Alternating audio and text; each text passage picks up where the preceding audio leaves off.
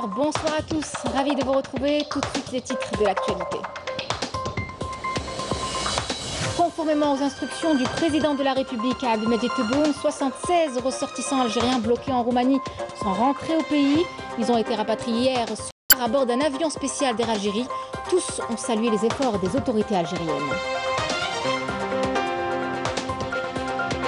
On s'intéressera par la suite à la transformation numérique dans le secteur de l'administration. Simplifier la vie des usagers et lutter contre la bureaucratie, une nécessité. La santé s'y est déjà mise. L'exemple d'une polyclinique dans la wilaya de Médéa. L'arganiculture, il en sera également question.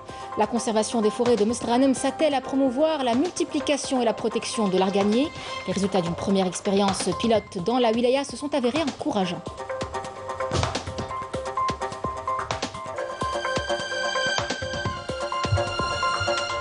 Au Maroc, la répression violente des manifestations pacifiques se poursuit.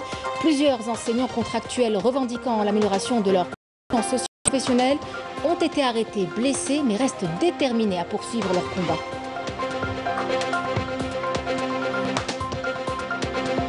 Nous vous parlerons pour finir de l'artiste Aden Mustafa, l'un des pères fondateurs des arts contemporains algériens. Ses œuvres et créations sont exposées au Palais de la Culture Moufdi Zakaria. Un reportage est à suivre. Mesdames, Messieurs, bienvenue. Conformément aux instructions du président de la République, Abdelmadjid Tebboune, 76 ressortissants algériens bloqués en Roumanie sont rentrés au pays. Ils ont été rapatriés hier soir à bord d'un avion spécial d'Air Algérie qui a atterri à l'aéroport Houari Boumediene. Tous ont salué les efforts des autorités algériennes. Emel Bouarba. Un premier groupe de 76 ressortissants a été rapatrié jeudi soir à bord d'un vol spécial d'Air Algérie en provenance de l'aéroport de Bucarest en Roumanie. Cette opération de rapatriement a été organisée conformément aux instructions du président de la République, Abdelmadjid Tebboune. J'ai directement contacté l'ambassade qui m'a tout de suite pris en charge avec chambre d'hôtel, nourriture et tout ce qu'il faut. Nous avons vécu beaucoup de choses terribles en Ukraine, mais Dieu merci, nous sommes enfin là. Je tiens à remercier avant tout le président de la République, Abdelmadjid Tebboune, et je tiens également à remercier vivement le staff de l'ambassade d'Algérie en Roumanie. في رومانيا نشكرها كثير ونشكر كل الطاقم الموجود في القنصلية وربي يخليهم وإن شاء الله. Je suis très fière d'être algérienne. Je remercie tous ceux qui ont permis notre rapatriement et à leur tête le président de la République, car il a répondu à notre appel de détresse.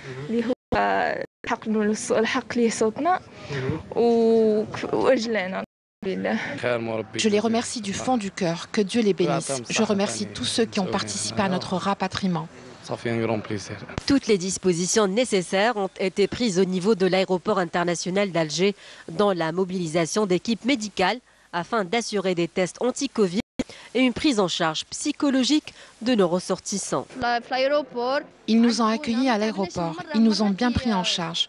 Nous n'avons subi aucune contrainte. Je tiens à remercier le staff de l'ambassade et évidemment le président de la République, car il a permis notre rapatriement à partir de l'Ukraine.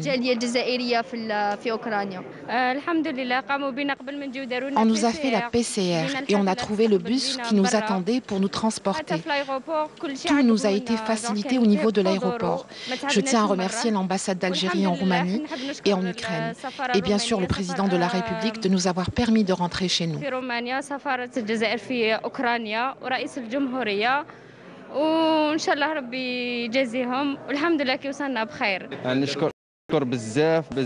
Nous saluons le travail des représentations diplomatiques algériennes pour tout ce qu'elles ont fait pour nous sauver. Toutes les dispositions ont été prises de façon rapide pour assurer le vol de rapatriement. Nos ambassades sont très actives au niveau des frontières ukrainiennes pour permettre le passage de nos ressortissants vers la Roumanie, la Hongrie et la Pologne. La grande majorité s'est dirigée vers la Roumanie. Nous encourageons les ressortissants à se diriger vers les frontières. Les ambassades sont mobilisées pour les prendre en charge.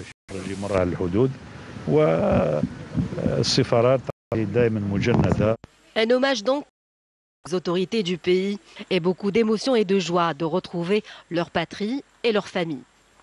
Depuis le début de la crise en Ukraine, l'Algérie a pris toutes les mesures au niveau des représentations diplomatiques dans les pays limitrophes à l'Ukraine, en gardant un contact permanent avec nos compatriotes. Redynamisation des investissements. À Chlef, plus de 30 autorisations d'exploitation de projets ont été octroyées. Cette wilaya compte de nombreux projets économiques pourvoyeurs de richesses dans différents segments d'activité. Le ministre de l'Industrie, Ahmed Zardar, s'est rendu dans la région et a inspecté plusieurs projets. Badea Marni. La wilaya de Chlef connaît une grande dynamique sur le plan industriel. De nombreuses entreprises économiques sont opérationnelles et évoluent dans différents secteurs d'activité, à l'exemple de l'entreprise de transformation du verre et le groupe JICA spécialisé dans la fabrication du ciment et ses dérivés qui vient d'être doté d'une nouvelle ligne de production destinée à l'exportation.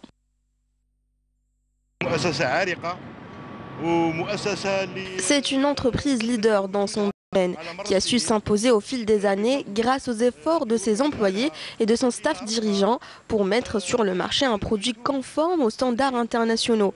Preuve en est que nous exportons notre ciment.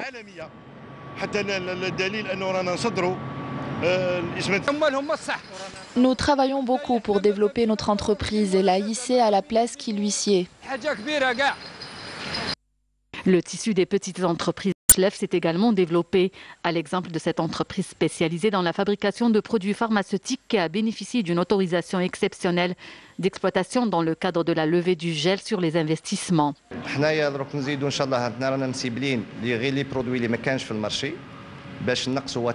Nous ciblons dans un premier temps les produits qui ne sont pas fabriqués en Algérie pour réduire la cadence des importations.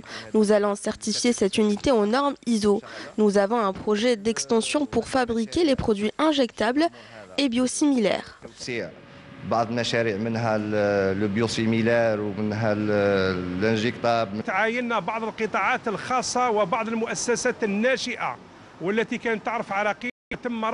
Nous avons inspecté des projets privés, des petites entreprises qui ont connu beaucoup d'entraves. Vous avez constaté avec nous le volume des nouveaux projets dotés de technologies de pointe et la présence de partenaires italiens qui accompagnent l'industrie algérienne.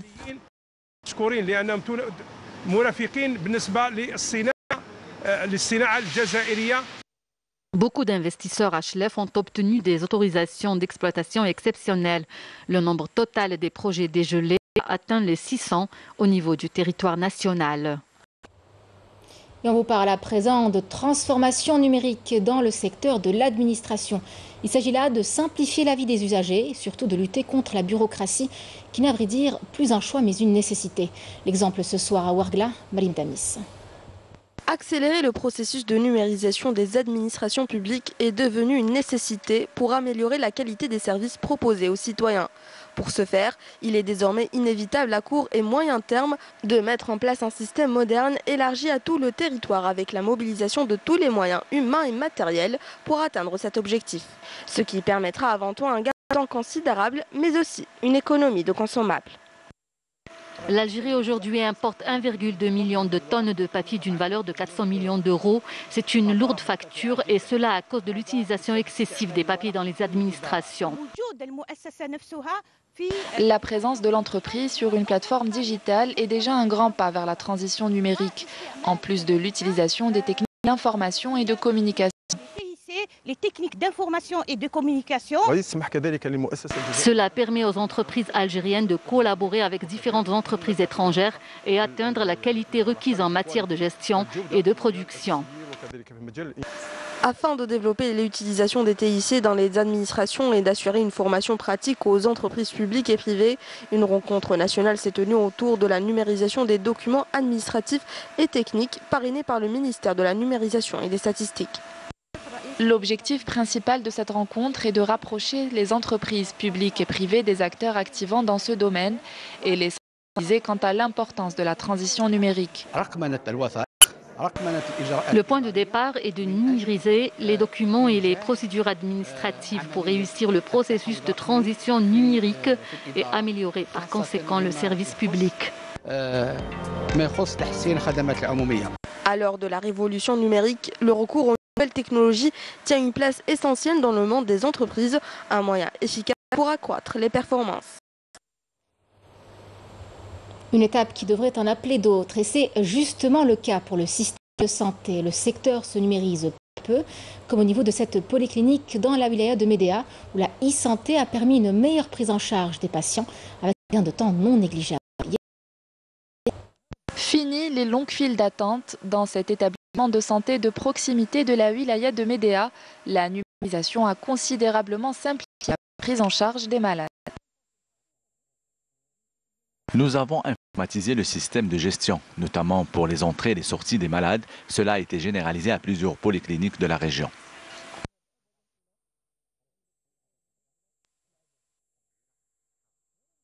Grâce à la numérisation, nous pouvons lier les établissements de santé du pays sur une même plateforme. À notre niveau, nous avons réussi à mettre au point une carte électronique qui permettra à d'autres établissements de santé d'avoir accès au dossier médical du patient en un temps record.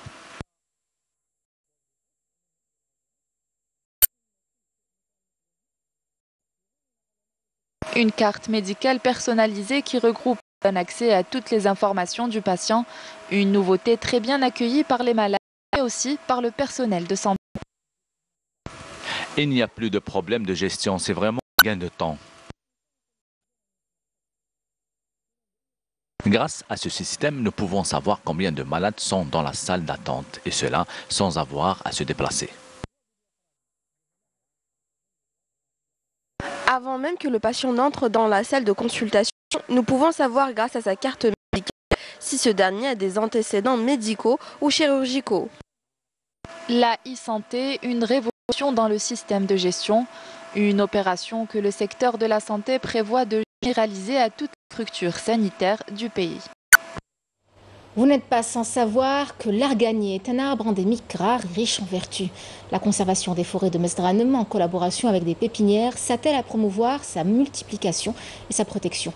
Une de nos équipes s'est enquise de la situation de sa plantation, Yasmine Messoudi. L'arganiculture suscite un intérêt particulier dans la wilaya de Mostaganem.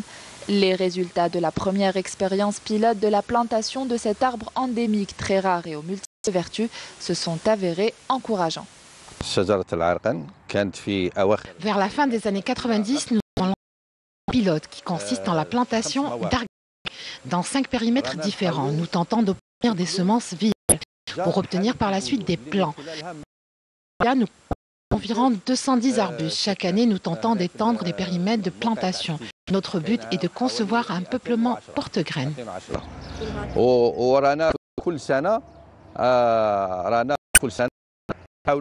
Cette pépinière relevant de la conservation des forêts de la wilaya se charge de la récolte des graines d'arganier ainsi que de la production des plants.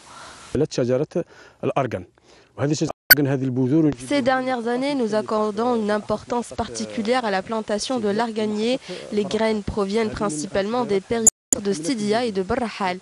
En ce qui concerne le procédé, nous mettons les plants dans des sacs spéciaux, comme vous pouvez le voir, à 5 cm de hauteur et nous attendons leur germination.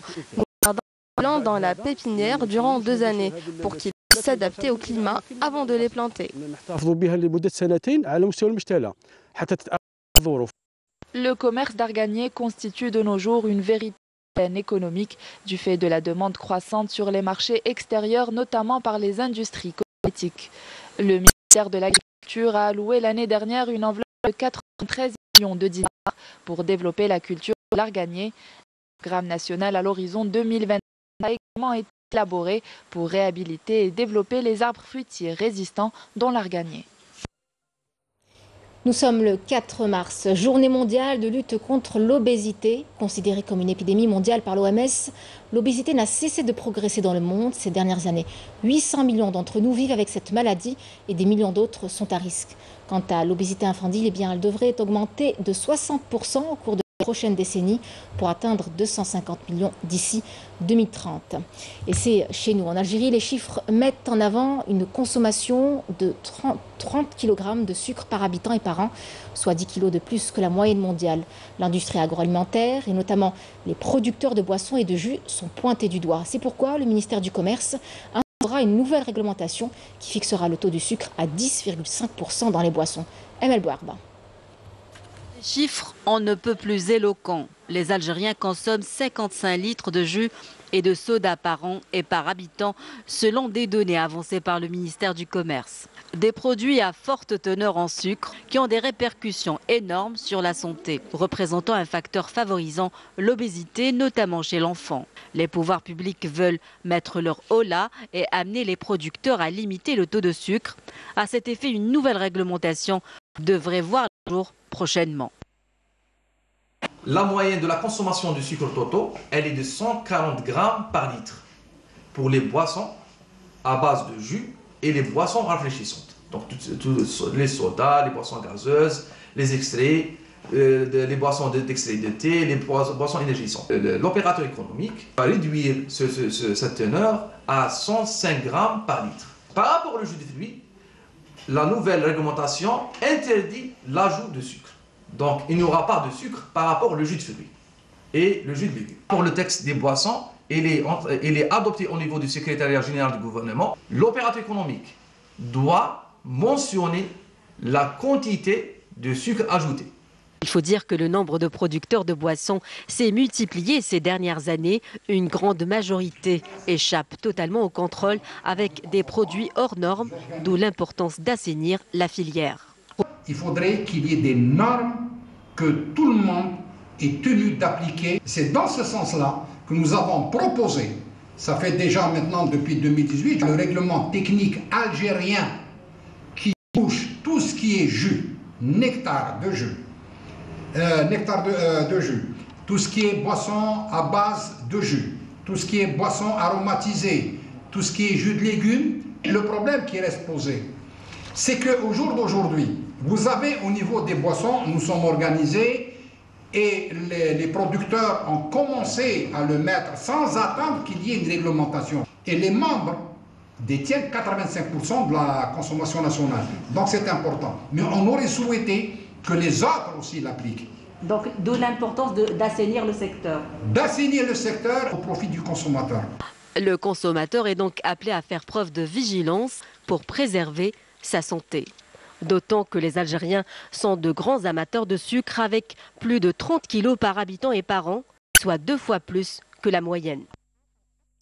Dans le reste de l'actualité, le président russe Vladimir Poutine s'est dit ouvert au dialogue avec la partie ukrainienne, ainsi qu'avec tous ceux qui veulent la paix si les exigences russes sont acceptées, à savoir un statut neutre et non nucléaire pour l'Ukraine, sa démilitarisation obligatoire, la reconnaissance de l'annexion de la péninsule de Crimée par la Russie et la souveraineté des régions séparatistes pro-russes de l'Est ukrainien. L'Ukraine a pour sa part accusé aujourd'hui la Russie de terreur nucléaire après avoir occupé dans la nuit la centrale de Zaporijie, la plus grande en Europe. Une opération qui fait craindre une catastrophe et provoquer une réunion d'urgence du Conseil de sécurité. Au Maroc, plusieurs enseignants contractuels ont été arrêtés et d'autres blessés lors de répression de manifestations pacifiques pour protester contre la non-satisfaction de leurs revendications socio-professionnelles. Malgré cela, ils restent déterminés à poursuivre leur combat. Marim Damis. Lors d'une manifestation des enseignants contractuels au Maroc, des hommes et des femmes ont été violentés, insultés, arrêtés par des agents de sécurité. Les enseignants contractuels ont entamé une énième grève qui se poursuivra jusqu'au 6 mars. Ils réclament leur intégration dans la fonction publique et la prise en charge de leurs revendications socio-professionnelles pour vivre dignement. Nous, les enseignants contractuels, nous n'avons qu'une seule revendication, c'est l'intégration dans la fonction publique. Nous n'avons pas d'autres réclamations. Nous souhaitons faire parvenir ce message aux autorités.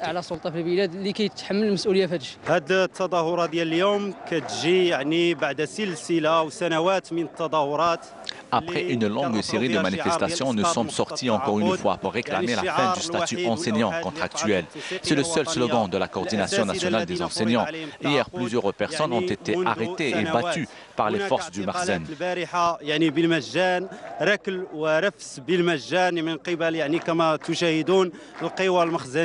Pour l'heure, la Fédération nationale marocaine de l'enseignement a fait état de 19 enseignants arrêtés, dont 2 femmes et d'autres blessés, lors de la brutale répression par les services de sécurité du Makhzen.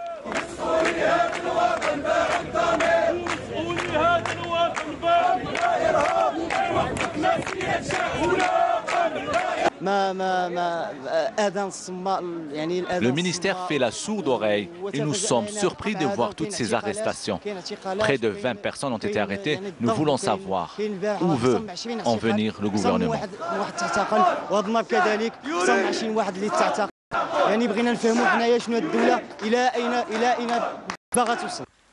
La coordination nationale des enseignants actuels a souligné que ces actions s'inscrivaient dans le cadre d'une réponse au mutisme du ministère concernant la gestion du secteur et son manque d'interaction sérieuse avec leur correspondance. Une dizaine d'associations marocaines de défense des droits de l'homme activant en France appellent à un rassemblement demain devant l'ambassade du Maroc en France pour dénoncer les pratiques répressives du régime du Merzen et exiger la libération de tous les détenus politiques dans le royaume. Plus que quelques mois nous séparent des Jeux méditerranéens 2022 d'Oran. Les préparatifs vont bon train. Alors, pas seulement au niveau des infrastructures sportives et hôtelières, le musée national Ahmed Zabana se prépare aussi à accueillir les futurs hôtes d'Oran. Badé Amarni.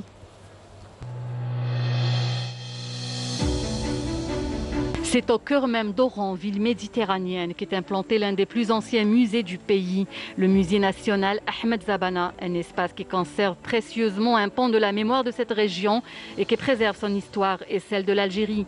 Le musée se prépare à recevoir les hôtes d'El Bahia à l'occasion des Jeux méditerranéens 2022. Nous proposons une session de formation de guides culturels capables de faire connaître le patrimoine algérien en général et le patrimoine de la ville d'Oran en particulier. Des jeunes formés dans le domaine de l'histoire et du patrimoine accompagneront les délégations sportives et les hôtes de l'Algérie pour leur conter l'histoire de chacune de ces pièces archéologiques jalousement gardées par ce musée.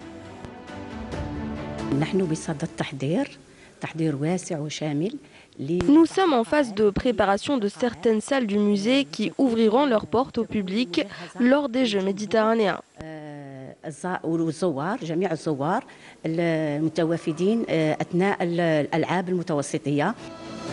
La belle histoire de la ville d'Oran sera donc racontée par le musée Ahmed Zabana et les pièces inestimables qu'il renferme. Les invités des Jeux méditerranéens auront le loisir de les découvrir lors de cet événement sportif grandiose qui approche à grands pas. Il est l'un des pères fondateurs des arts contemporains algériens. Adel Mustafa, un artiste dont la carrière a démarré il y a 60 ans, expose ses œuvres et créations au Palais de la Culture Moufdi Zakaria. Samira Hadjam Aletala, sa rencontre, reportage. On dit que dans l'art, la vie seule intéresse, mais dans la vie de Mustafa Adden, absolument tout intéresse. Et depuis 60 ans déjà. Nassim, pour moi, c'était une idole. Je crois que c'est... J'ai pas connu Mamri. Mamri est mort, je sais pas... pas longtemps. Ça, c'est des grands peintres. Hemsch, par exemple. Donc, ils n'avaient... ce qu'ils avaient de particulier, Rassim et les autres peintres algériens qui sont restés, qui n'ont pas été faire, disons, on a été à Paris pour dessiner, apprendre, ou je ne sais pas, vendre, etc. C'est leur choix. Hein. Mais il y a d'autres qui sont restés. Ce spécialiste de l'émo, fondateur du groupe Aouchen, concepteur de la première médaille algérienne, créateur des clés de la ville d'Alger, n'a qu'une seule œuvre accrochée au Musée national des beaux-arts, un lieu où il n'a pourtant jamais exposé. Toujours travaillé. Donc j'ai produit, et produit pour l'État. Là-bas, les musées, c'est des frigos pour moi. Ça n'a rien à voir. Là, je suis très content parce que vous êtes là, vous animez disons, tout ce qui est description, etc. Moi, je le fais avec cœur. Et son message pour l'art et pour les générations d'artistes algériens qui arrivent est clair. Les musées doivent à tout prix être ouverts aux artistes. Évidemment, il y a des problèmes disons, de qualité, de choses. Il ne faut pas oublier que quand même le conservateur a des droits de manière à dire non, ça ne me va pas, parce que moi j'ai une collection datant du XVIIIe siècle. Il y a des salles pour cela. S'il y a véritablement des peintres à exposer, c'est d'abord commencer par les Algériens. Sculpteur, céramiste, designer et architecte intérieur, Aden Mustafa et tout ça et bien plus. Et son parcours est un modèle de référence dans l'histoire des arts et de la culture algérienne. C'était le journal de la rédaction. Merci de l'avoir suivi. Je vous retrouve demain pour l'édition de la mi-journée midi. Excellente soirée à tous sur Canal Algérie.